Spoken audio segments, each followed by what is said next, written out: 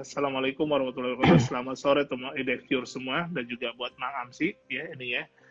Hari ini kita akan diskusi tentang dialog sosok inspiratif ya dalam acara dialog sosok inspiratif atau disokin ya ini ya, dengan tema memasyarakatkan saham syariah dari Belantara untuk Nusantara. Ini temanya luar biasa Mang Amsi ini ya.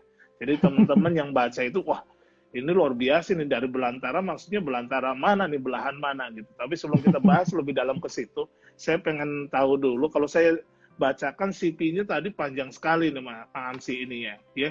Dari mulai aktivitasnya, kemudian juga beberapa predikat yang didapat gitu, yang kemudian juga pendidikan, kemudian ini luar biasa banyak sekali yang kalau saya baca ini ada beberapa lembar, jadi ada baiknya mungkin Bang Amsi mengenalkan lebih dulu nih. Tentang Mang Amsi gitu nih ya. Baru nanti kita akan share cari lebih dalam lagi. Silakan Mang Amsi. Oke, terima kasih Kang Emon dan teman-teman dari EDX Riau dan juga teman-teman semuanya EDX viewers ya. Assalamualaikum warahmatullahi wabarakatuh. Semoga kita masih diberikan kesehatan dan kekuatan untuk menjalani ibadah puasa ini sambil meningkatkan kewaspadaan dan di tengah pandemi yang segera berakhir insya Allah. Amin. Jadi kalau saya disuruh mengenalkan sebenarnya sih dari nama dulu ya Kang. Nama saya kan Amsi itu, orang banyak penasaran tuh Amsi itu apa sih gitu ya. Amsi itu singkatan sebenarnya. Nama saya aslinya Asep Muhammad Saiful Islam. Jadi karena panjang ya, terlalu panjang tinggi kata Sunda itu. Ya udahlah saya nge-brand sendiri aja sejak SMA itu panggil saya aja Amsi lah, karena Asep itu kan di Sunda juga banyak ya. Betul. Nama pasaran di Sunda kan biasanya Asep ya. Malah jadi ada supaya tidak ada komunitasnya. Asep sedunia. Nah, kebetulan saya pengurus juga. Oh gitu ya. Saya juga di situ ikut. Iya betul. Jadi karena Asep ini banyak. Juga. Gimana? Iya. Herman Kota Jaya juga dapat gelar Asep juga tuh ini kalau nggak salah. Iya, Kang ini juga siapa Kak Deddy Mizwar juga dapat. Deddy Mizwar ya. Mohon, iya. Kita juga sering diundang sih acara itu. Mohon. Jadi karena Asep ini banyak, akhirnya supaya tidak tertukar dengan Asep lain ya udahlah panggil saya aja Amsi karena saya namanya bisa disingkat kebetulan gitu ya. Kebetulan bisa disingkat jadi Amsi gitu. Kemudian Mang itu, panggilan Mang itu kan kalau di Sunda itu panggilan paling egaliter ya, dari mulai katakanlah tukang bakso, kemudian tukang jualan gitu, sampai juga tokoh nasional juga ada Mang Ihin, Solihin GP gitu ya, dan seterusnya lah banyak. Jadi Mang itu panggilan yang familiar lah di Sunda, jadi supaya tidak terlalu serius gitu ya, karena saya itu orangnya kalau lagi ngomong nggak bisa serius kan gitu, selalu ada bercandanya gitu. Nah Mang Amsi akhirnya ya mulailah di teman-teman manggilnya gitu Amsi, akhirnya panggilan Mang gitu ya. Kebetulan saya juga menikah dengan istri yang bungsu dari 10 bersaudara dan ponakan saya hampir 40-an orang gitu. Jadi ya lengkaplah disebut Amang gitu kan, disebut Amang gitu. Jadi sudah nikahnya sama bungsu, kemudian saya juga udah biasa dipanggil Mang Amsi. Nah sehari-hari saya ngajar di Mantiga Cianjur. Mantiga Cianjur ini kenapa disebut, sebenarnya mungkin ada sebagian orang yang nggak nyaman disebut Belantara gitu ya. Tapi kalau saya karena saya praktisi langsung gitu. Sebelum saya ditugaskan ya, karena kebetulan saya waktu itu diangkat sebagai guru bahasa Arab, guru PNS ya. Jadi ditugaskannya itu dari kota Cianjur ke sekolah saya itu sekitar 80-an kilo. 80-an kilometer. 80 ke arah pantai selatan. Jadi ke pantai itu sekitar 32 kilo. Kenapa saya sampai hafal 32 kilo? Karena tubuh kilometernya di bawah sekolah gitu. Jadi saya tahu kelihatan lalu lalang lah tiap minggu. Saya seminggu 2 kali pulang gitu ya. Dulu sih seminggu kadang sekali pulang juga sih, tergantung saya siap atau tidaknya. Karena kalau dikejar tiap hari itu lumayan, karena jalannya mungkin kalau 70 km dari di kota besar itu nggak terasa karena pakai tol, Kang. Kalau kita kan ke hutan. Jadi kalau saya itu kalau berangkat kerja pagi-pagi itu sampai sekolah itu melewati beberapa hutan gitu. Makanya saya sebut Belantara emang beneran gitu, karena lewat hutan, beberapa hutan lah sampai ke melewati mungkin lebih dari 4-5 kecamatan sampai sekolah itu. Nah sebenarnya saya sehari-hari ngajarnya sih bahasa Arab gitu ya. Ngajar bahasa Arab, tidak ada kaitannya dengan apa yang kita bahas begitu.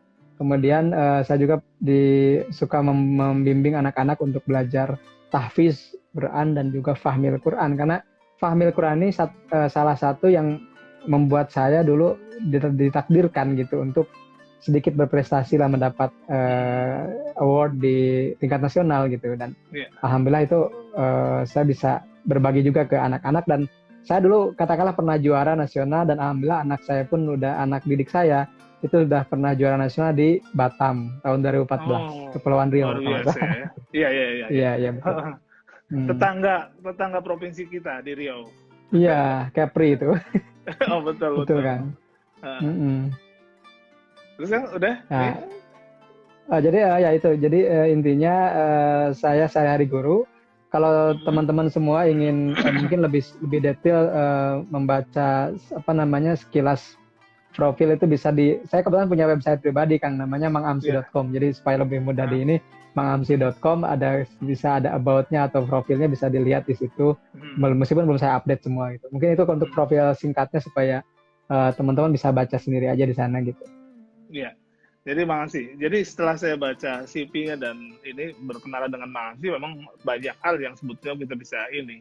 Tadi dikatakan bahwa Mang Amsi ini dari Belantara untuk Nusantara gitu nih ya, memasyarakatkan saham syariah. Tentunya saya juga pengen tahu dulu nih, di mana sih sebetulnya di Belantara Mang Amsi bisa kenalan dengan saham gitu. Itu yang pengen saya tahu dulu gitu. Kapan Mang Amsi tepatnya bisa kenal saham gitu? Apa bisa diakses dari Belantara nih untuk ke sahamnya sendiri? Kita belum masuk ke saham syariah, tapi dari saham sendiri, Mang Amsi kenal saham di mana? Gitu. Oke Kang, terima kasih. Jadi saya menikah tahun 2006. Yeah. Ini background saya, kemarin ada hadiah yang ngasih nih. Itu tepat hari kemarin itu anniversary kita yang ke-14. Wah, jadi selamat. Jadi saya itu alhamdulillah hari-hari ini kemarin anniversary, sekarang ngisi di Riau, besok kan Hari Pendidikan Nasional, Hari Guru. Betul, selamat juga Hari Guru. Jadi ini semacam saya sangat bersemangat sekali sharing sore ini karena di lingkupi hari-hari baik yang bersejarah buat saya gitu ya. Jadi saya menikah 2006. Setelah menikah itu saya berpikir sama istri saya ngobrol sama istri gitu, Bu, kayaknya kita harus mempersiapkan untuk pensiun kita, untuk anak-anak kita gitu. Pada waktu itu kita belum punya anak gitu kan. Nah, terlebih lagi setelah itu saya ikut mengurus ayah saya yang mau pensiun dan ibu saya. Ayah dan ibu saya guru juga, guru SD. Jadi kita keluarga guru nih ceritanya gitu. Jadi kita memang guru. Ayah saya guru agama, dan ibu saya guru kelas. Nah, ketika mau pensiun bareng waktu itu, karena ambilnya pensiun dini kan, bukan pensiun batas usia di 60, tapi ketika usia 50 mau pensiun. Jadi diuruslah pensiun itu. Nah, ketika saya melihat antrian pensiunan waktu itu, saya terpikir, ini kenapa ya seperti ini gitu. Terus waktu saya melihat langsung ada yang ibu-ibu yang sudah sangat lansia, kemudian dia nggak bisa ngambil uangnya karena PIN-nya katanya lupa atau misalnya diambil anaknya atau gimana, saya nggak tahu ya. Yang penting ibu itu nggak bisa ngambil uang waktu itu. Saya di situ berpikir, saya tidak ingin ngantri seperti ini. Bagaimana supaya saya tidak pensiunnya seperti ini gitu ya. Jadi saya harus mempersiapkan. Nah, disitulah saya mulai berkenalan dengan financial planning. Saya memang tinggal di kampung, Kang. Ini juga saya siarkan dari balik sawah gitu ya. Jadi kita jangan terhalang dengan posisi geografis. Saya di kampung. Saya selalu mengatakan kan saya di kampung ngajar di gunung, sesekali datang ke gedung lah gitu. Nah, tapi itu nggak bisa, nggak harus lantas bingung supaya bisa di saham gabung gitu. Itu semua. Nah, ceritanya tadi ketika saya harus mempersiapkan, ini nggak bisa kita tidak aware dengan kondisi ini gitu. Dan itu sudah fakta ketika, mohon maaf ya, ketika pensiun itu banyak yang tidak menikmati masa pensiunnya dengan finansial yang cukup, tapi justru malah masih ada beban, anak-anaknya belum beres sekolah, anak-anaknya belum nikah dan yang lainnya gitu. Nah, akhirnya saya berpikir sama istri, kita harus belajar. Nah, ini saya beli buku perencanaan keuangan, itu yang saya beli pertama kan. Saya belum punya anak, istri saya belum hamil, tapi saya sudah beli buku perencanaan keuangan. Di situ saya baca, oh ternyata kita harus mempersiapkan biaya 10 tahun ke depan tidak akan sama dengan biaya sekarang. Ada inflasi, ada segala hal saya pelajari. Sampai kenalah dengan instrumen. Oh, instrumennya itu ada emas, ada reksadana, ada properti, ada saham, ada unit link, dan seterusnya. Yeah. Nah, setelah saya pelajari, ternyata saham waktu itu, bayangkan tahun 2006-2007, untuk jadi nasabah sebuah sekuritas, minimal 50 juta kalau nggak salah. Yeah. Jadi kita nggak bisa, Kak. Jadi kalau teman-teman sekarang sangat beruntung, bahkan ada yang tanpa deposit awal gitu. Kalau saya dulu, saya tertarik dengan saham, karena saya sampai hari ini ternyata tipikal saya agresif gitu ya. Saya sampai nggak ngeh kemarin saya buka akses dekat saya gitu, karena udah lama nggak dibuka. Saya buka di akses di Kesei. Ternyata saya itu portonya 87% saham, 13% reksadana. Nggak ada yang konservatifnya, semuanya agresif gitu kan. Ternyata saya sudah agresif sejak dulu gitu ya. Jadi ketika dulu saya baca buku perencanaan keuangan, saya nggak milih yang defensif, saya langsung, Bu, kayaknya Bapak itu harus nabungnya di saham. Saya harus nabungnya, tapi waktu itu terkendalanya ini saya deposit. Akang tahu gaji saya tahun 2006-2007 berapa? Di bawah 1 juta, Kang. Jangan bayangkan guru seperti sekarang. Saya ketika diangkat belum ada sertifikasi. Belum ada tunjangan profesi. Gitu. Gaji itu baru-baru benar-benar gaji gitu. Dan gajinya itu, saya masih ingat saya diangkat gaji itu sekitar 600.000. Jadi jangankan untuk deposit saham gitu ya, buat kehidupan sehari-hari pun kita harus benar-benar nabung. Nah, tapi di situ saya tetap berpikir bagaimana caranya supaya saya bisa menyisihkan. Akhirnya saya iseng-iseng ngobrol sama mertua gitu kan, kalau ada yang bisa dipinjam atau gimana, boleh dong saya mau belajar saham nih gitu. Akhirnya dimodalin lah gitu. Dimodalin uang sekitar berapa waktu itu saya lupa, 50 atau 25 juta ya. Karena mertua kan memang bisnisnya di properti ya, jadi uangnya agak banyak lah gitu. Kita kan guru profesinya, tapi kita nggak tergantung dengan siapapun ya, kita belajar dari yang ada saja gitu. Saya ingin membuktikan kepada teman-teman bahwa investasi itu bukan masalah sisa gitu, tapi itu masalah passion. Kita mau nggak berinvestasi sejak awal, karena saya berpikirnya itu sudah masa depan. Ketika saya melihat pensiunan tadi tidak menikmati masa tuanya dengan nyaman, saya harus berpikir, saya begin from the end of mine gitu. Saya berawal dari ujungnya. Saya pensiun mau seperti apa, terus tarik ke sini strateginya gimana gitu kan. Nah, akhirnya saya dapat dana itu, dan akhirnya saya sebar diversifikasi tahun 2007 itu. Pertama di deposito ada, saya semua coba, deposito beli, unit link beli, reksadana pendapatan tetap beli, reksadana campuran beli, reksadana syariah beli, sahamnya saya beli. Kemudian emas juga saya coba. Semua instrumen investasi saya coba begitu. Kenapa? Saya ingin membuktikan, saya juga sedikit punya properti gitu, saya punya sawah, punya apa, saya juga coba beli dan semuanya. Akhirnya saya punya kesimpulan masing-masing kan. Oh, deposito itu keuntungan seperti ini, kelemahannya seperti ini, emas seperti ini. Akhirnya saya memutuskan, ternyata yang cocok dengan saya 2. Kalau nggak reksadana ya saham. Seperti itu. Meskipun ya gimana Kang? Untuk untuk di tahun segitu 2006, produk-produk itu sudah masuk ke daerah Mang Amsi. Oh iya. Betul. Produk atau Mang Amsi harus datang ke kota gitu nih ya. Karena kan tadi produknya sangat beragam sekali ya. 2006 sekarang saja literasi di Indonesia itu angkanya 4%. Saya nggak tahu ya, tapi kalau di Jawa memang sampai mungkin ke kabupaten sudah tahu. Tapi kalau sudah masuk kecamatan dan sebagainya, ini perlu orang yang punya kemauan tinggi untuk mendapatkan informasi tersebut tahun 2006 ya ini ya. Itu gimana Mas? Bisa dapat informasi itu? Jadi gini Kang, jadi waktu itu ya itulah bukti bahwa kalau kita sudah punya passion, kita sudah punya sesuatu yang selalu menghantui kita gitu ya. Kita tidak pernah melihat berbagai rintangan. Contohnya gini Kang. Waktu itu belum ada internet loh di sekolah saya. Iya. Bayangkan, belum ada internet. Jadi saya itu patungan sama teman saya, guru saya di Mandua sekarang, Pak Ajat namanya. Itu patungan beli pulsa pulsa data gitu. Pulsa data buat bisa lihat saham. Jadi pakai Motorola berapa itu waktu itu yang bisa pakai data, dan itu disimpannya harus di atas pintu gitu, karena nggak ada sinyal. Jadi supaya bisa daftar sebagai nasabah. Untuk dulu beli reksadana itu kan nggak bisa kayak sekarang online. Nggak bisa saham seperti sekarang bisa online. Waktu itu yang setahu saya, belum ada online trading tahun 2006-2007 itu. Yang ada pun jarang bisa diakses gitu. Saya waktu itu yang setahu saya cuma baru 1, e-trading. Dan itu saya belum bisa karena deposit. Dana Wibawa mungkin. Dana Wibawa sudah itu udah nggak ada. Gitu. Tapi memang tapi aksesnya kan nggak ada. Betul. Yang bisa diakses online itu cuma e-trading. Yang cuman diakses online tuh cuma e-trading, dan itu depositnya waktu itu lumayan mahal, 10 jutaan kalau nggak salah atau berapa gitu. Kita belum punya waktu itu. Nah, akhirnya pertama kali saya masuk itu di sebuah sekuritas yang offline, Kak. Nggak bisa online. Dan itu by phone belanjanya. Belum bisa pakai HP. Jadi ditelepon, Kang beli saham ini gitu. Kemudian dikirim lewat email invoice-nya dan seterusnya gitu. Nah, di masa-masa seperti itu, benar-benar ketika beli reksadana pun saya harus nunggu hari Jumat. Bahkan saya harus cari waktu supaya saya bisa ada waktu buat ke kota, karena dari sekolah ke kota itu sekitar 4-5 jam. 4-5 jam. Jadi supaya beli reksadana, saya harus ada kegiatan yang Jumat itu bisa di kota, Kemudian saya nyempetin ke bank buat ngisi formulir formulir transaksi, formulir setoran. Kemudian setelah itu baru saya fax. Dan cari vaksinnya itu susah di Cianjur, itu nggak semudah di kota besar. Saya harus cari warnet yang ada vaksinilinya untuk bisa memberikan bukti bahwa kita membeli Rexona waktu itu. Jadi kalau teman-teman ingat membaca perjuangan kita investor zaman dulu, itu sangat ribet kalau dilihat dari sisi sekarang. Tapi di situ saya dapat kenikmatannya tersendiri. Kenapa?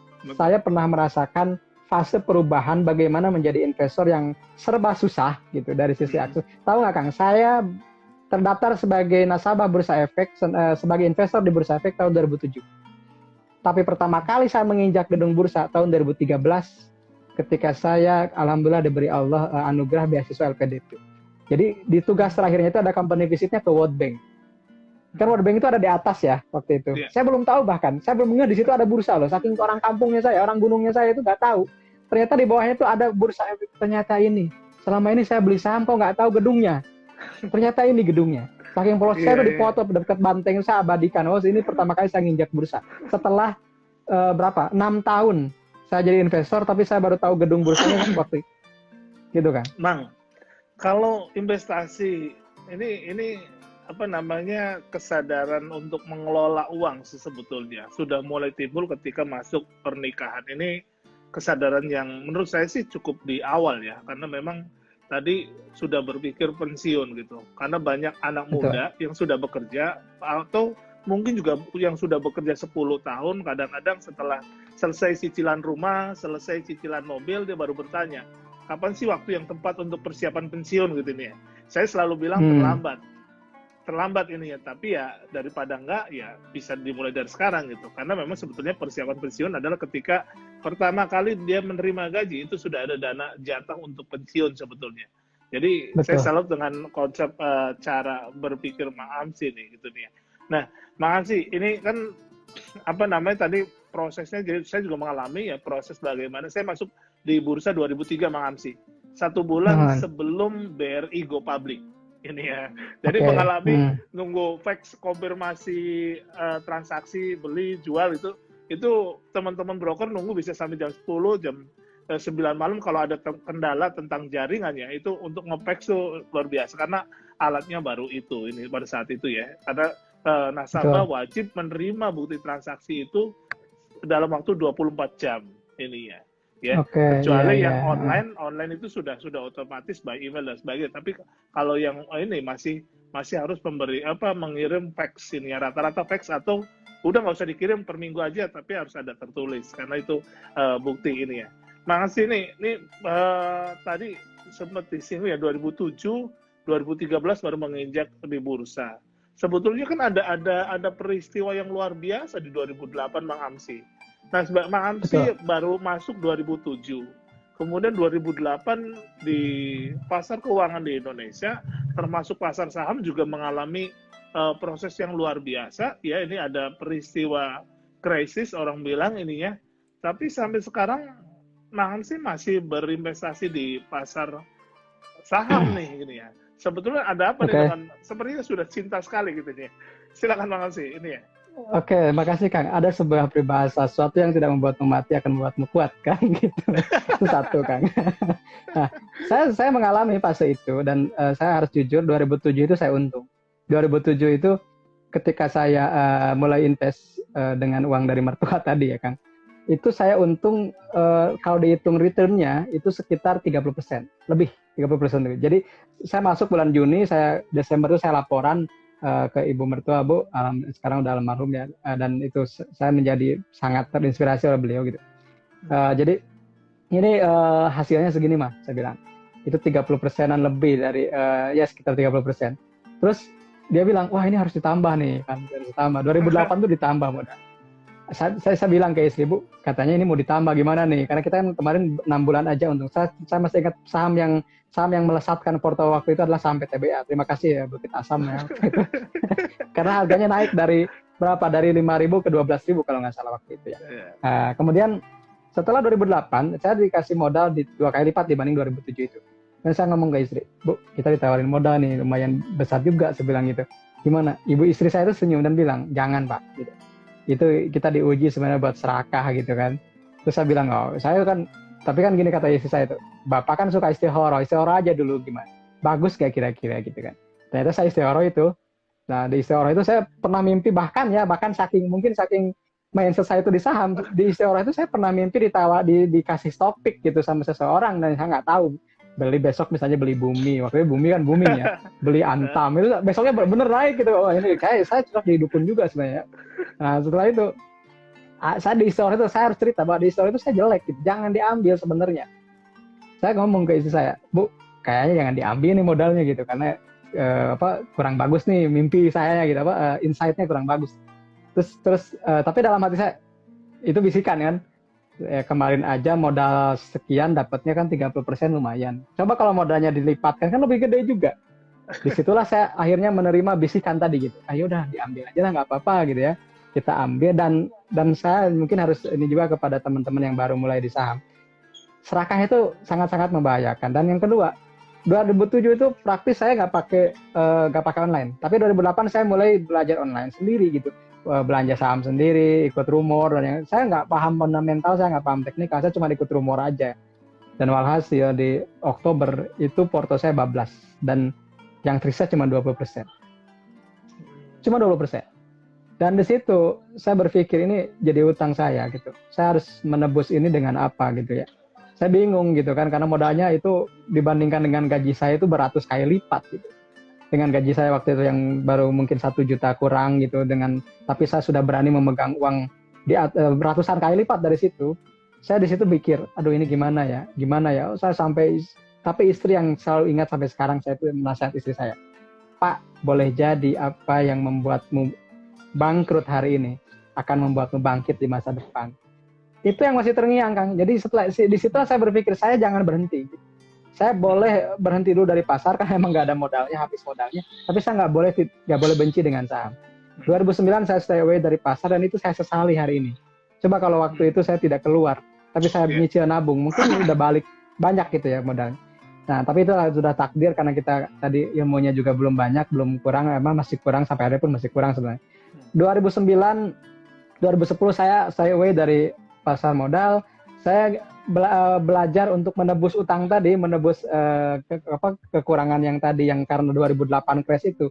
Saya jadi tukang pulsa, saya jadi tukang obat-obat herbal. Mungkin teman-teman nanti bisa cek lah history saya di Facebook itu lengkap, saya tidak hapus karena saya tidak pernah kecewa dan tidak pernah malu ketika saya disebut mantan tukang obat, mantan tukang pulsa, kemudian juga saya pernah ngedarin pakaian, saya pernah jualan snack ringan, saya sampai ngejajain cilok-cilok di warung-warung yang warung itu tahu bahwa kita itu guru kan.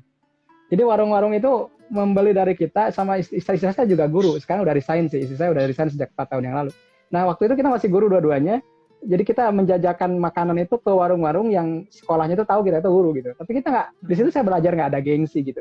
Nah ketika 2012 puncaknya itu, kita jualan buah beku, modal digedein, kemudian kita ambil kesempatan itu, ternyata pas sudah jadi buah bekunya nggak diambil, dan kita modal udah keluar. Dan di situ saya berpikir, Bu gimana nih modal udah keluar, tapi barang nggak ada yang masuk, nggak ada yang ngambil, karena waktu itu banjir di Jakarta dan pasokan buah beku ditahan. Kita udah berulang kali tuh jatuh bangun di usaha real kan seperti itu. Akhirnya istri saya bilang begini, Pak, keinginan Bapak terbesar apa sekarang? Saya bilang, kalau bisa lah saya kuliah lagi aja. Kenapa? Karena cita-cita terbesar saya itu sederhana. Saya ingin ngumpul dengan anak-anak dan istri. Karena selama ini saya tinggalkan, cuma ketemunya Sabtu Minggu doang gitu. Jadi saya itu punya anak 1, 2, 3, 4 itu ya gak tahu perkembangannya gimana gitu ya. Tahu-tahu udah besar, tahu-tahu udah bisa baca Quran, tahu-tahu udah bisa ngaji gitu, udah bisa menghitung matematik. Semuanya oleh istri saya gitu. Jadi cita-cita terbesar kalau saya dibilang saya ingin berkumpul dengan istri dan anak saya. Gimana Pak caranya? Ya kita harus punya uang ratusan juta. Supaya apa? Supaya saya bisa kuliah lagi dengan uang sendiri dan saya cuti gitu saya bilang.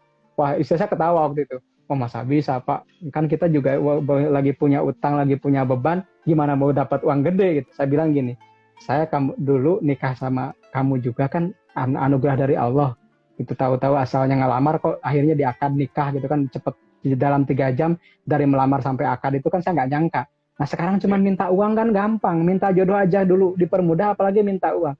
Jadi saya ketawa waktu itu. Nah ternyata setelah sebulan setelah itu saya ada peluang ikut LPDP Kang, beasiswa LPDP. Dan dengan prosesnya saya nanti mungkin ceritakan di sisi lain lah ya. Pokoknya itu sangat di sini juga ada tadi saya ada teman yang masuk itu mantan award LPDP juga saya kenal.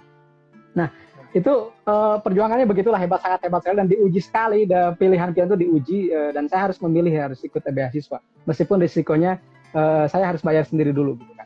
Nah, akhirnya saya dapat beasiswa LPDP. Nah, ketika dapat beasiswa LPDP itulah saya cuti 2 tahun, dapat dekat dengan istri dan anak-anak dan nambah lagi anak gitu satu kan yang keempat itu.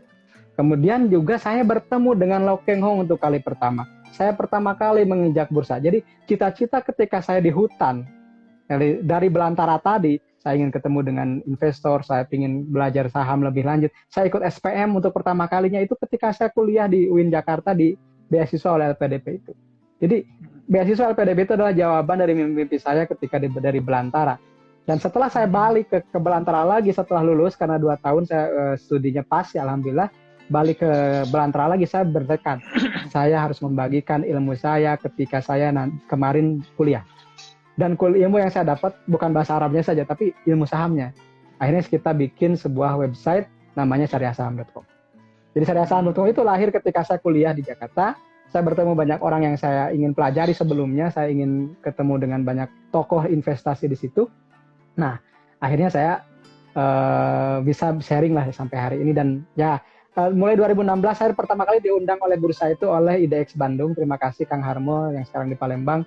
Itu yang pertama kali mengundang di Infestival. Dan setelah itu terbukalah kerannya, jadi saya diundang di mana gitu sampai ya alhamdulillah sekarang bertemu dengan Kang Emon juga dari Rio. Terima kasih Kang.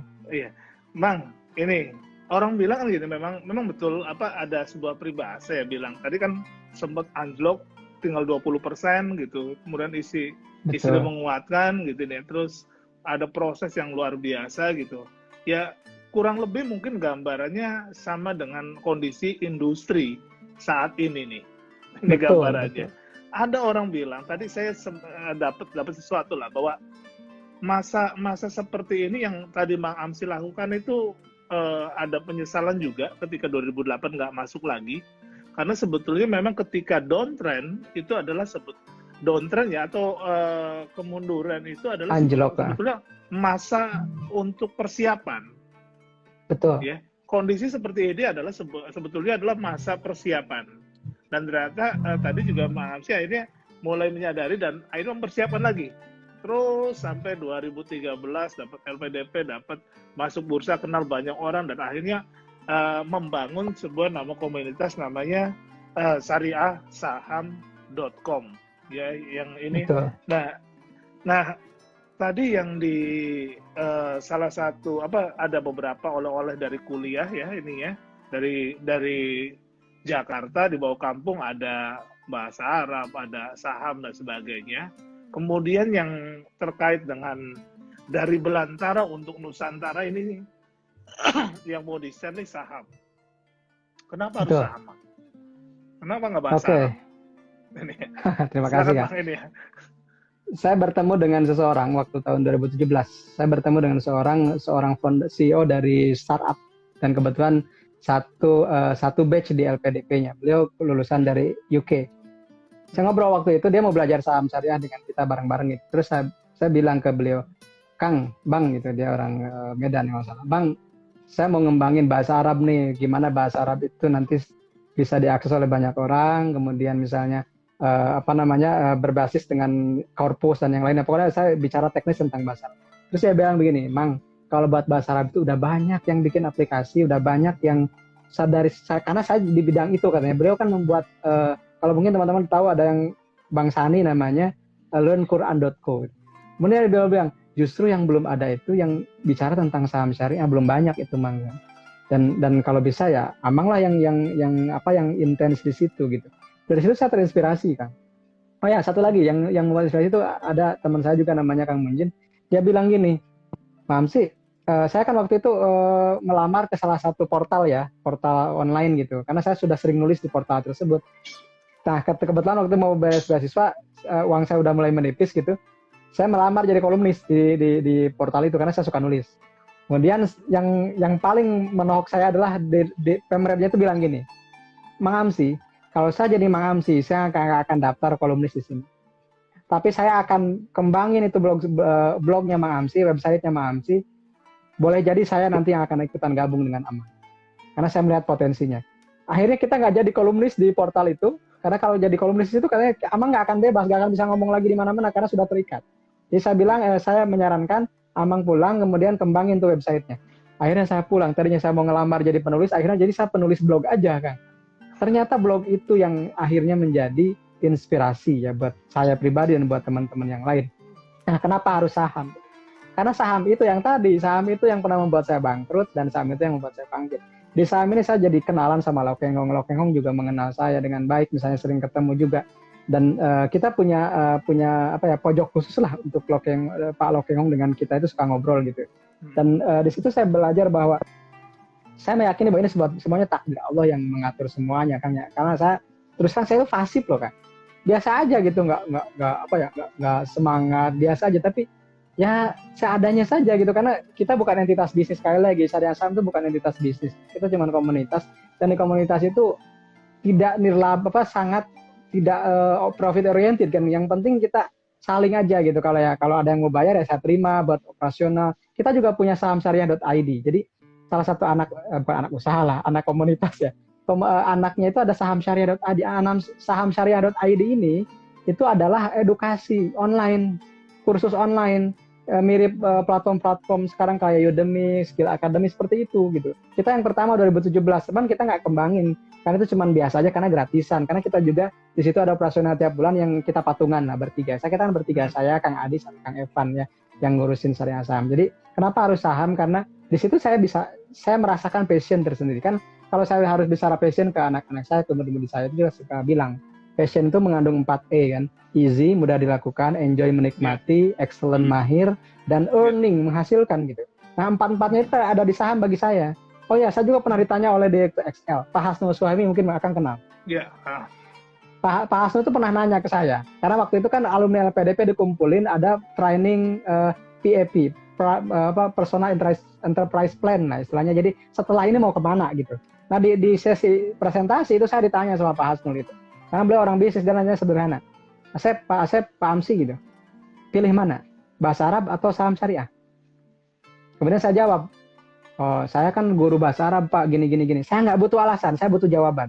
Saya tanya lagi, butuh pilih mana, bahasa Arab atau saham syariah? Saya pakai argumen lagi. Akhirnya Pak Hasnul gini, udahlah, saya nggak akan nanya sekali lagi.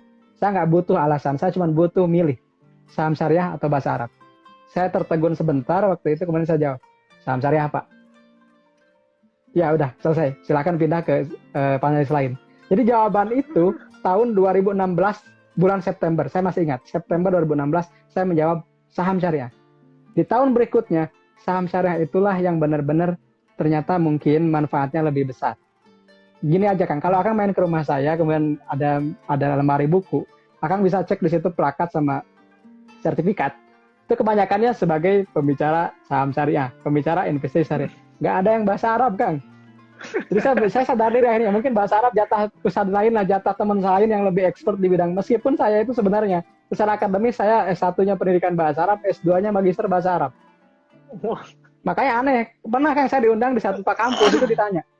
Kan saya pasti diundangnya sama fakultas ekonomi kan. Yang nggak bahas saham pasti fakultas ekonomi atau fakultas syariah kalau ini. Terus yang uniknya gini, ini pembicaranya kok SPD MPD gitu. SPD MAPD, ini nggak ada hubungannya gitu. Kenapa ngomong saham? Terus saya bilang, oleh karena itu Bapak Ibu mohon maaf, dari awal saya sudah disclaimer, jangan percaya kata saya, karena saya hanya guru yang tersesat di investasi. Gitu. Seperti itu kan. Oke Kang, menarik sekali ya. Artinya gini, dari seorang pendidik, terus sekarang ya sebetulnya pendidik juga gitu nih kan. Banyak juga kalau ya kita lihat apa ya, di bidang apapun sebetulnya kita kalau kita sadari betul ya, kita sebetulnya ada pendidik. Karena di keluarga pun kita juga sebagai pendidik gitu ya. Artinya itu sudah naluriah gitu. Tapi fashion kan bisa di situ, bisa di lain, walaupun kita pendidik tapi bisa di tempat lain gitu nih ya. Ini mungkin ya buat teman-teman Idexpure juga mesti lihat juga, mungkin ada hal lain yang kita ya tadi ya, intinya ada enjoy, isi, terus apalagi excellence, yang excellence sama earning. Ininya kalau empat itu ada di sisi yang kita lakukan, mungkin ini adalah passion kita yang harus kita dalami lebih lebih lagi. Artinya kalau orang tua saya selalu bilang, kamu itu harus tahu banyak dari yang sedikit dan tahu sedikit dari yang banyak. Tahu banyak dari yang Iya. sedikit tadi passion tadi. Kalau tahu sedikit dari yang banyak, kita nggak kuper gitu nih ya. Jadi itu petua orang tua. Makasih, menarik sekali ini ya. Kita lanjut, makasih. Ini kalau saham mungkin saham sendiri di masyarakat Indonesia sendiri kan masih sangat terbatas ini ya, apa namanya, informasinya. Apalagi masuk Betul. ke syariah nih. Masuk ke syariah lebih sempit lagi gitu tentunya, apa nama marketnya. Dan kita tahu sendiri bahwa belakangan ini juga marak dengan apa ya, kalau kita menyinggung sedikit ya, bahwa aku Pancasila dan sebagainya seperti bersinggungan dengan yang berbau syariah ini. Dan kita secara nasional juga kita kan beragam ya, ini ya, agama beragam, suku beragam dan sebagainya. Nah, Mang Amsi mau membawa oleh-oleh ini nih ke Nusantara gitu nih ya. Apa kira-kira bisa diterima oleh semua kalangan gitu nih ya, saham syariah ini gitu nih ya? Atau memang hanya boleh juga buat orang-orang yang bukan Muslim untuk mendalami ini? Silakan Mang Amsi, mungkin bisa dijelaskan sedikit. Silakan Mang. Oke, terima kasih Kang. Justru unik Kang. Pertama kali maraknya ekonomi syariah itu di negara yang non Muslim. Itu satu, itu fakta juga. Dan misalnya di Inggris sekarang kan kajiannya bagus, bisa tentang ekonomi syariah dan yang lainnya gitu. Bagi saya syariah itu sebuah pilihan dan tidak terbatas hanya untuk orang Muslim saja gitu. Apalagi produknya, apalagi saham syariah gitu. Kenapa? Karena saham syariah itu berbeda dengan bank syariah, berbeda dengan asuransi syariah, yang mana ketika bank dan asuransi itu kan terpisah sendiri lembaganya gitu kan. Setahu saya kalau misalnya Bank BRI dengan BRI kan terpisah. Tapi ketika bicara saham syariah kan tidak gitu. Saham misalnya Telkom, ya Telkom ya saham syariah, ya saham konven juga gitu. Kenapa? Karena nggak ada yang namanya Telkom syariah. Misalnya Telkomnya yang warna merah, Telkom syariahnya warna hijau kan enggak gitu. Atau misalnya Astra warna biru, Astra syariah warna hijau kan enggak gitu. Jadi yang penting tadi kalau kata Pak Irwan dari IDX Islamic itu, emiten yang syariah itu emiten yang benar-benar dari awal ADR-nya sudah syariah. Misalnya Bank Panin, Bank BRI, Bank BTPS, dan asuransi ya, JEMAS itu. Tapi ada juga yang saham yang dinyatakan syariah, di screening sebagai saham syariah. Dan itu masuk di situ Telkom, Unilever, Indofood, dan banyak saham-saham blue chip yang teman-teman juga mungkin udah familiar dengan produknya atau dengan sahamnya. Jadi kalau misalnya saya bicara dari Bantara untuk Nusantara dan memasarkan saham syariah, justru di situ peluang kita, justru di situ adalah sosialisasi kita yang masih minim, yang bisa kita isi lah, gitu, bisa kita kontribusi dengan keinginan kita sendiri gitu Kang. Dan karena kita tidak ada target, kita kan bukan bisnis ya, gak ada KPI misalnya harus berapa dalam beberapa tahun harus berapa nasabah, kan enggak gitu. Jadi santai sebenarnya.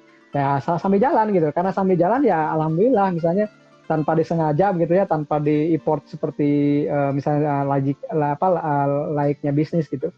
Ya komunitas kita lumayan tumbuh ya, di Telegram kita ada 11 ribuan gitu, di Instagram hampir 7.000, misalnya di Facebook juga kita di atas 5.000, dan yang terdaftar di kita email itu sudah user yang di kursus online yang gratis itu udah lebih dari 3.500. Jadi setidaknya dari 3.500 orang itu kita pernah mewarnai dan berkontribusi memberikan pengetahuan free buat mereka. Dinamanya ikhlas Kang. Jadi kita punya konsep dari Syariah Saham itu, kursus online namanya ikhlas.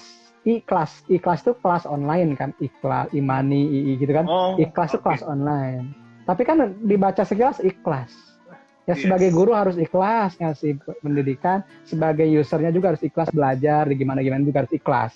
Jadi konsep pendidikan itu kita bawa ke konsep Syariah Saham. Makanya mungkin yang membedakan kita dari komunitas lain karena saya sebagai founder dan co-foundernya juga ada yang dari guru gitu.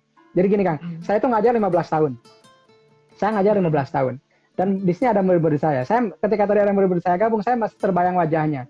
Karena insya Allah saya masih hafal nama dari semenjak saya ngajar sampai sekarang.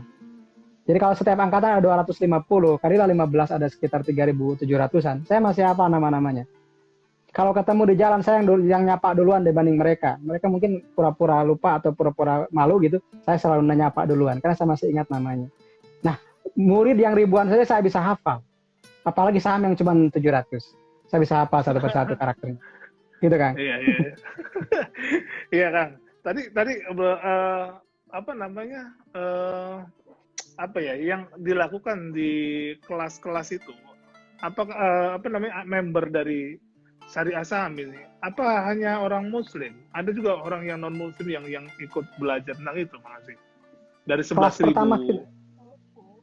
Ya, 11.000 itu banyak juga teman-teman yang non-muslim. Bahkan admin kita juga bukan ada yang non-muslim, misalnya biasa aja gitu kan. Karena bagi saya Islam itu rahmatan lil alamin gitu kan. Bahkan ada yang japri ke saya, Mang, boleh nggak saya boleh nggak jadi representatifnya Syariah Saham di kota saya, tapi saya bukan muslim. Saya bilang boleh Pak, silahkan. Dan itu bukan 1-2 Kang. Iya, dan alhamdulillah tuh dengan saya berteman baik. Kalau saya ke kota itu dia yang ngejemput, dia yang ngajakin kuliner kemana-mana. Pokoknya Mang Amsi sama di sini nggak boleh pakai duit Mang Amsi, harus pakai duit saya kan. Ya akhirnya silaturahim dengan banyak orang dari Aceh sampai saya paling barat sampai Aceh, paling timur baru sampai Lombok sih. Sampai Lombok Banjarmasin ya sampai situ. Karena Papua, Maluku belum gitu. Ini sistem ya, ini sistem keuangan, jadi bisa dilakukan siapapun. Betul. Jadi pada prinsipnya seperti itu. Jadi sistem keuangan ini tidak membedakan untuk si ini gitu. Siapapun bisa gitu nih ya. Tapi itu artinya ini juga bisa seperti apa ya? Jadi perekat lah gitu. Jadi perekat hablum minanas ya ini ya. Hablum minanas sama manusia kita untuk bekerjasama. Gitu nih ya. Jadi itu nggak bisa pisahkan kamu siapa, ini siapa, nggak bisa ini ya. Jadi nggak perlu membeda-bedakan itu karena ini sebuah sistem keuangan dan bisa digunakan oleh siapapun gitu. Oke, Mang Amsi, ini apa namanya temanya dari Belantara untuk Nusantara masyarakat saham syariah ya. Tadi sudah kita bahas tentang Mang Amsi sendiri. Kemudian yang dibawa ke masyarakat, dan masyarakat juga siapapun bisa belajar tentang saham syariah, tidak dibatasi oleh agama, suku, dan apapun lah gitu nih ya. Karena ini sebuah sistem untuk pengelolaan keuangan gitu nih ya. Nah, Mang Amsi, kita juga melihat bahwa selain tadi ya, artinya kita bicara media yang dilakukan oleh Mang Amsi ini adalah menggunakan komunitas syariah saham ya ini ya. Tadi ikhlas sudah ada kelas-kelasnya. Di luar itu Mang Amsi ini, tentunya Mang Amsi juga banyak kalau kita lihat ya, banyak melakukan kegiatan-kegiatan berorganisasi dan sebagainya. Nah, dalam lingkungan organisasi ini apa yang coba Mang Amsi bisa share ke sekitar Mang Amsi nih? Tidak harus Nusantara kan, tapi harus mulai dari sekitar kita dulu ininya. Itu gimana Mas? Apa misalkan di masyarakat kampung Tegal Saang nih gitu kan. Di situ apa sudah mulai mengenal itu gitu. Karena kan sekarang kalau kita lihat juga di beberapa daerah sudah muncul misalkan desa nabung saham. Malah kami kemarin tahun 2019 baru meresmikan namanya Desa Keuangan Syariah Mang Amsi. Jadi di Riau ini kami dengan teman-teman dari UIN yaitu mendirikan namanya Desa Keuangan Syariah dengan target bahwa desa tersebut menggunakan produk-produk keuangan syariah. Karena kenapa kita coba berkontribusi di situ? Karena memang ternyata setiap desa itu punya visi dan misi gitu. Dan kita melihat ternyata jumlah muslimnya 100%, kemudian visi misinya kita lihat cocok sekali gitu nih. Dan setelah kita tawarkan mereka juga mau. Akhirnya ya sekarang sudah berjalan. Dan di Lampung ada desa nabung saham. Terus di Jawa juga ada. Nah, untuk kampung Tegal Saang ya. Kampung Tegal Saang ya, kalau nggak salah Mang Amsi ya. Iya, betul. Kampung Mang Amsi nih. Apa yang Mang Amsi sudah lakukan ini ya? Karena tentunya juga Mang Amsi pengen punya apa ya, tidak pengen sukses sendiri. Kalau bisa sukses bareng-bareng gitu. Di sekitar kita juga terbantu juga. Silakan Mang, mungkin bisa diceritakan sedikit. Oke Kang, jadi konsep saya itu pertama untuk pendidikan ya saya mengabdi sebagai guru, kemudian untuk ekonomi saya bikin Syariah Saham, dan untuk sosialnya kita bikin rehabmajlis.info. Nah, rehabmajlis.info itu kita buat madrasah dan majlis itu di dekat rumah saya, dan itu semuanya tanpa bantuan pemerintah. Kemudian kita inisiatif menggalang dana, fundraising online. Sebelum rame platform-platform fundraising kita udah mulai dari tahun 2008 Kang. Di 2008 tuh saya bikin blog khusus rehabmajlis.blogspot.com gitu. Kemudian saya buat rehab masjid juga. Nah itu donatur itu kebanyakannya itu sampai sekarang masih continue, dan sebagian besarnya investor saham. Jadi mereka yang sebelum ada wakaf saham, sebelum ada zakat saham, kita sudah melakukan itu tanpa diresmikan oleh sebuah regulator gitu. Maksudnya kita udah mulai dari yang kita bisa aja gitu kan. Nah yang itu kita tampung, kemudian uang tersebut yang sudah terkumpul itu kita buatkan majlis, bantu membangun masjid untuk tetangga sekitar. Meskipun mungkin untuk ke sahamnya belum. Meskipun saya sudah kontak kepala desanya siap, tapi kan sekarang keburu COVID gitu ya. Nah, cuman saya sedikit-sedikit aja kalau kebetulan saya jadi ngisi pengajian, saya tekankan pentingnya investasi.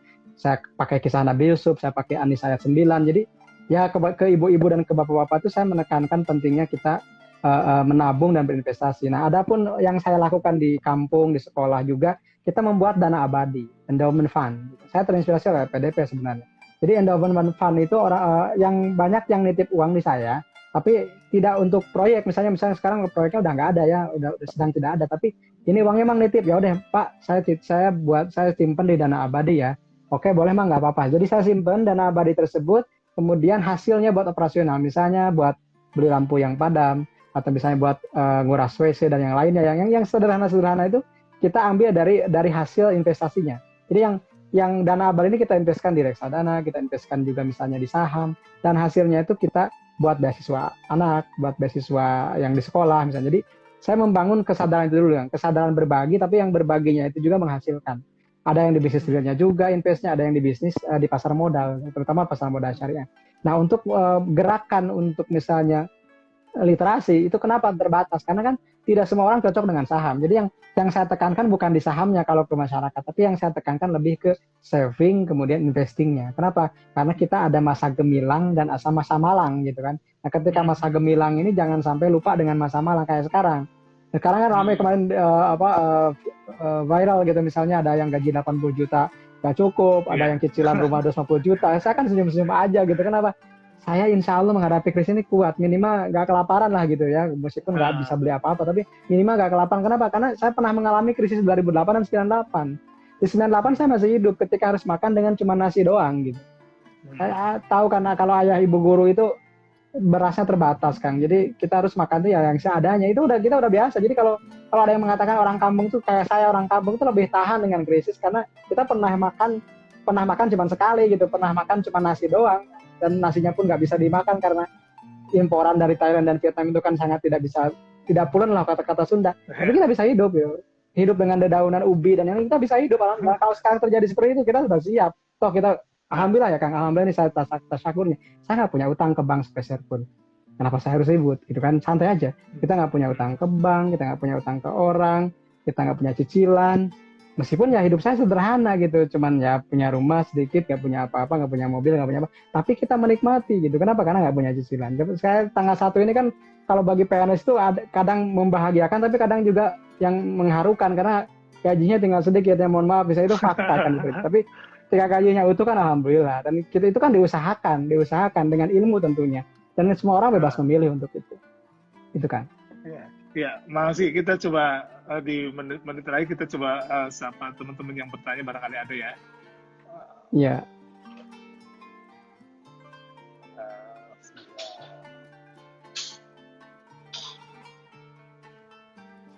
Kita lihat. Keren kata Bu Wiwi. Terima kasih Bu. Terima kasih Bu. Inspiratif, alhamdulillah. Mudah-mudahan memberikan banyak manfaat ya. Amin, amin. Iya. Ada lagi. Wah, senior saya ternyata ini dari Geraha. Ya PDP kayaknya gitu Pak. PDP ya, ini ya. Iya, kayaknya ya. Emang Bapak udah nggak ngajar lagi nih Pak Ucup bertanya. Oh, saya masih ngajar. Ya. Saya masih ngajar. Masih ngajar ya? Masih ngajar ya? Masih ngajar, masih guru kok. Santai aja. Masih Terus menarik, terus mantap. Terus kalau nggak salah Mang Amsi PNS. PNS emang ya? Kalau di Man PNS emang ya? Kebetulan saya dulu ditugaskan emang karena jadi lulus PNS tahun 2004. Pas tsunami Aceh itu saya lulusnya. Oke. Jadi kita sudah teruji dengan berbagai musibah. Kemudian kita Ronald Darmadi, Mang Amsi gitu ya. Mantap Bang Amsi. Iya, Pak Ronald. Kalau nggak salah Pak Ronald itu pilot. Iya. Kemudian Mbak Anissa, Assalamualaikum warahmatullahi wabarakatuh Bang Amsi. Gitu. Nah ini, Mang, apakah dalam mengajar sebagai guru memasukkan juga pelajaran literasi keuangan syariah ke anak muridnya? Silakan Bang, mungkin ini butuh tanggapan. Oke, makasih Kang. Jadi sebenarnya sih kalau secara langsung tidak ya, karena belum ada kurikulum khusus tentang itu. Tapi saya kan cuman dakwah itu kan ada dua ya, dakwah bil hal, dakwah bil maqal gitu. Dakwah bil maqal itu ya kayak sekarang kita ngobrol atau nulis gitu. Tapi dakwah bil hal itu ya saya perlihatkan bahwa saya adalah seorang investor, meskipun saya guru, saya juga trader saham, saya investor saham, dan itu tidak mengganggu aktivitas biasa ya. Saya tetap ngajar, saya tetap misalnya memberikan pelajaran tentang bahasa Arabnya, meskipun sekarang di zaman corona ya nggak bisa masuk gitu ya. Tapi tidak harus meninggalkan tugas utama untuk jadi investor itu. Seperti itu Kang. Nah, untuk literasi keuangan syariahnya saya hanya memberikan contoh sedikit-sedikit karena saya kan itu bukan bidang saya. Jadi itu bidangnya ekonomi ya. Kalau saya kan bahasa Arab ya, cuman saya memberikan mungkin misalnya dalil-dalil aja. Kenapa kita harus nabung, kenapa kita harus mempersiapkan. Saya ambil kisah Nabi Yusuf dibahas secara bahasa Arab. Nah, itu dikaitkan dengan pentingnya misalnya investasi. Seperti itu kan. Oke, iya. Jadi kalau di SMA sebetulnya tingkat SMA sudah ada. Di kelas 1 itu literasi tentang mengenal lembaga-lembaga keuangan ya ini ya. Ada, ya emang ada. Kami masuk juga ke situ, tapi di ekonomi memang, di IPS ya. Jadi kalau sekarang di IPS namanya ya, bukan IPA gitu ya. Kalau di IPA mungkin agak beda lagi. Oke, kita lanjut karena detik per detik terus jalan nih Mang ini ya. Ada pertanyaan lagi. BTPS gimana Mang Amsi? Wah ini nggak perlu bahas dulu. Kita nggak masuk ke rekomendasi dulu. Mang Amsi, masa sekarang baiknya deposito dicairkan pindahkan ke saham atau emas atau gimana? Ini dua pertanyaan langsung ke teknis nih Mang. Mau dijawab atau gimana? Boleh ini ya. Dijawab sekalian closing atau gimana Kang? Boleh sekalian konklusi Mang, karena ini kan udah 16.56 ya. Mungkin 16.58 kita selesai di situ dia. Silakan Mang. Oke, kalau sekarang utamakan cash dulu sambil nyicil saham. Jadi jangan sekaligus langsung gitu. Deposito boleh dicairkan, simpan dulu cashnya, baru nyicil saham yang bagus, saham syariah yang bagus, misalnya TLKM, UNVR, dan termasuk mungkin kalau perbankan saya bilang hindari dulu karena kemungkinan kreditnya itu kurang bagus kalau sekarang di masa-masa seperti ini dan pasti marginnya kecil. Jadi saya kira BTPS jangan dulu sebagai masuk watchlist ya. Kemudian kalau itu ya udah menjawab ya Kang ya untuk pasal. Jadi cairkan boleh deposito, pindahkan dulu ke reksadana pasar uang atau pindahkan cash dulu. Mungkin terakhir dari saya Kang. Konklusi sekalian buat anak muda nih Kang. Silakan. Oke, saya ada data dari KSI terbaru beberapa hari yang lalu bahwa investor Indonesia itu 57% itu berusia dari 21 sampai 40. Artinya milenial mendominasi hampir 60% dari porsi investor. Nah, itu sebuah kabar baik buat kita semua. Kenapa? Yang perlu diketahui adalah, saya selalu menekankan ini, saya punya peribahasa yang saya ambil ya. Kalau kita memperlakukan anak sebagai investasi, maka mereka akan menganggap kita sebagai liabilitas di masa tua. Artinya, jangan pernah menganggap bahwa anak itu sebagai investasi. Tapi kita meskipun kita sudah tua, kita masih bisa ngasih ke anak. Jangan berharap kita dikasih anak. Kalau saya seperti itu sama istri. Jadi jangan sampai berpikir bahwa kita sekolahin anak nih buat anak supaya balik ke kita. Saya nggak berpikir seperti itu. Tapi saya masih berpikir bahwa ketika kita pensiun pun kita masih bisa ngasih ke anak. Bukan anak yang ngasih ke kita. Karena itulah kita harus kaya. Karena dengan kaya itu kita bisa lebih banyak berkontribusi dan bermanfaat buat umat dan negara. Itu mungkin Kang. Terima kasih. Oke, terima kasih. Sharingnya luar biasa ya ini. Terima kasih sekali lagi. Selamat berpuasa. Nanti bentar lagi berbuka ya. Salam buat keluarga. Semoga selalu sehat selalu ya ini ya. Dan apa yang diusahakan selalu berhasil dan sukses. Buat teman-teman IDXPure juga terima kasih sudah stay tune, sudah mendengar banyak dari kita, dari Bang Amsi. Mudah-mudahan banyak sekali yang sudah kita dapat ya untuk bekal kita ke depan. Demikian saja pertemuan hari ini ya buat teman-teman semua. Terima kasih. Bila itu hadiah. Assalamualaikum warahmatullahi wabarakatuh. Tetap di rumah saja. Siap, sama-sama Kang. Ya, dadah.